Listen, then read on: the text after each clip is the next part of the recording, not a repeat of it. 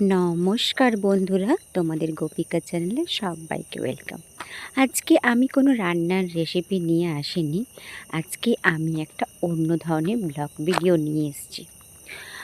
তো আমি এখন যাচ্ছি আমাদের মিলিটারি হসপিটালে ডাক্তার দেখানোর জন্য। তো আমার শরীরটা কয়েকদিন ধরেই খুব ভালো যাচ্ছিল না। তো অনেক দিন ধরেই চিন্তা ভাবনা করছিলাম ডাক্তার দেখাবার জন্য, তো সময় হয়ে উঠছিল না। আর আমার হাজব্যান্ডেরও ডিউটি করে টাইম হয়ে উঠছিল না। তো সেজন্য ছুটি নিল আমার হাজব্যান্ড। এখন আমরা ডাক্তার দেখাতে যাচ্ছি।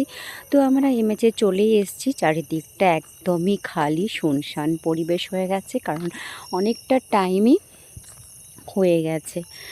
তো আজকে কোনো ওপিডি ডেট ছিল না বলেই এতটা শুনশান হয়ে আছে চারিদিকের পরিবেশটা। আর এই সামনের বিল্ডিংটা হচ্ছে ফ্যামিলি ওয়ার্ড।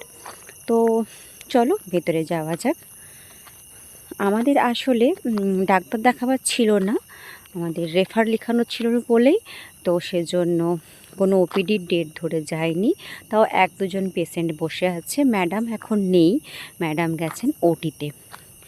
তো আমরা বসে থাকতে তো ভাবলাম বসে থেকে লাভ নেই, চলো আমার বাঁ হাতটা এরকমই অনেকদিন ধরে ব্যথা করছিল, হাতটা একদমই কোনো কাজ করতে পারছিলাম না। তো ভাবলাম ফিজিওথেরাপি করে আসি।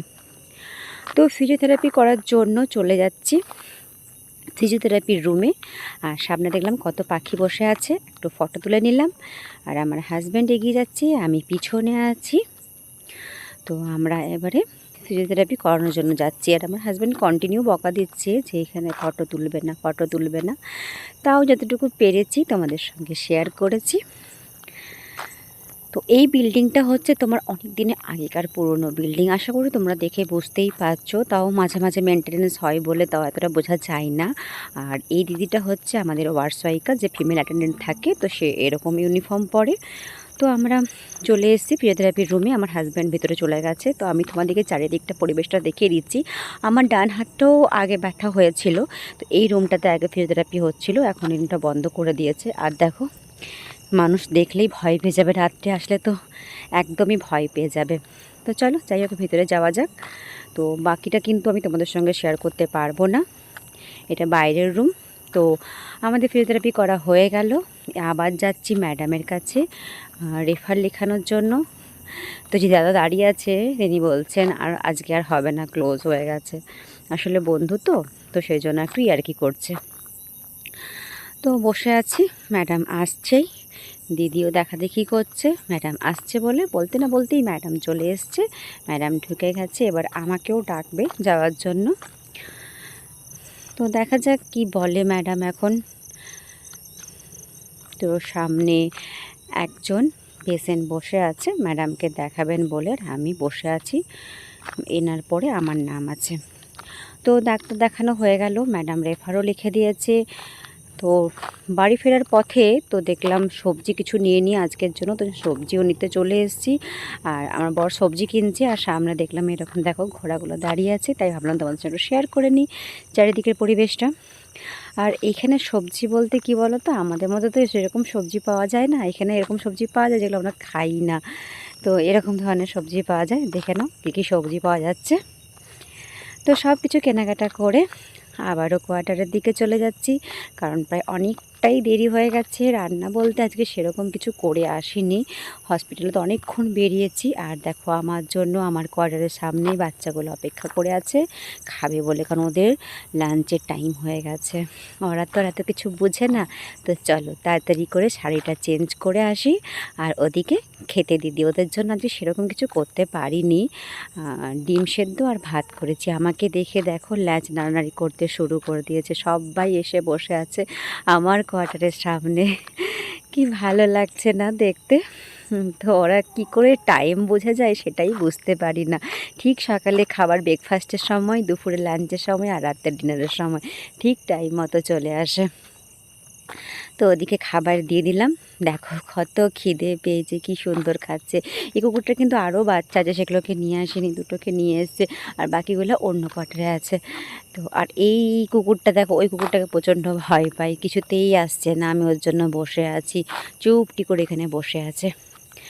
তো সবার খাওয়া দাওয়া হলো, আর উপরে দেখো শালিক পাখিটা দেখছে কখন এদের খাওয়া দাওয়া হবে, কিছুটা বাকি থাকবে সেটাও খাবে চেটেপুটে। তো সবার খাওয়া দাওয়া হয়ে গেছে আর সবাই নিশ্চিন্ত মনে বসে আছে। আমিও যাই, আমিও যে খাওয়া দাওয়া করে নিই। খাওয়া দাওয়া করে ঘুমিয়ে নিলাম একটু। ঘুম থেকে উঠে আমার হাজব্যান্ড দেখলাম কিছু ফ্রুটস নিয়ে এসছে আর অল্প কয়েকটা সবজি নিয়ে এসছে, কারণ কালকে যেহেতু আমরা চলে যাব, ম্যাডাম আমাদেরকে ভোপালে যাওয়ার জন্য রেফার করেছে ডাক্তার দেখাবার জন্য, কারণ আমাদের এখানে সেরকম ভালো কোনো ডাক্তার নেই বলে ম্যাডাম রেফার করে দিয়েছে ভোপাল মিলিটারি হসপিটালে।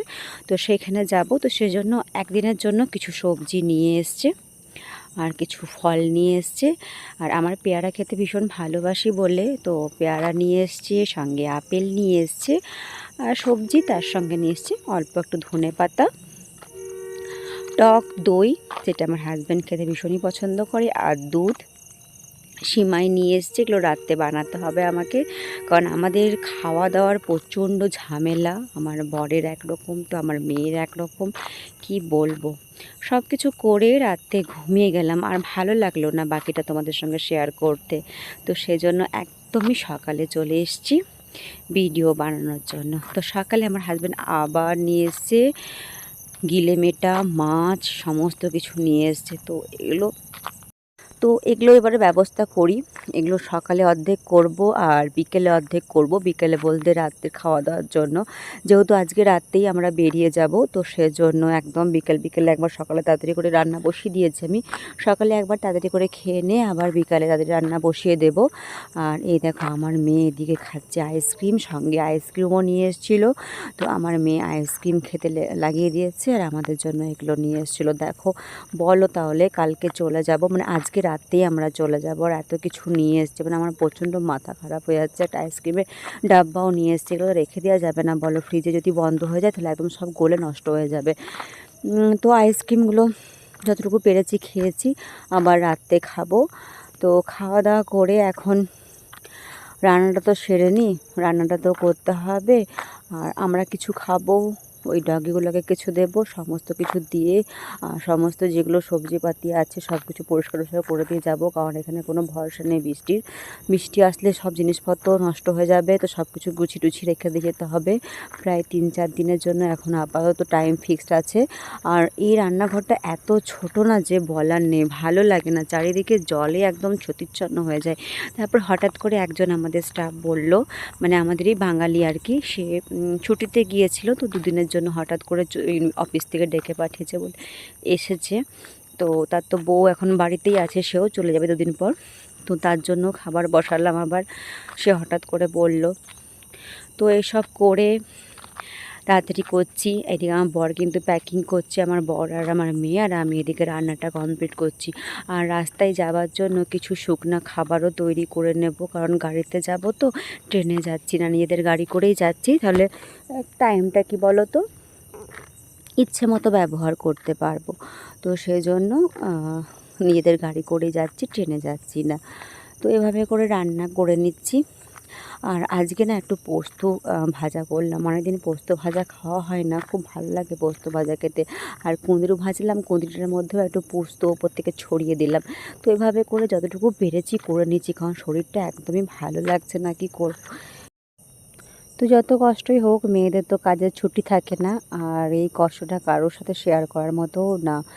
তো মা থাকলে তাও মনে হতো যে মায়ের কাছে দৌড়ে যাই এই অসুস্থ শরীর নিয়ে, কিন্তু সেটাও আমার কাছে আর উপায় নেই।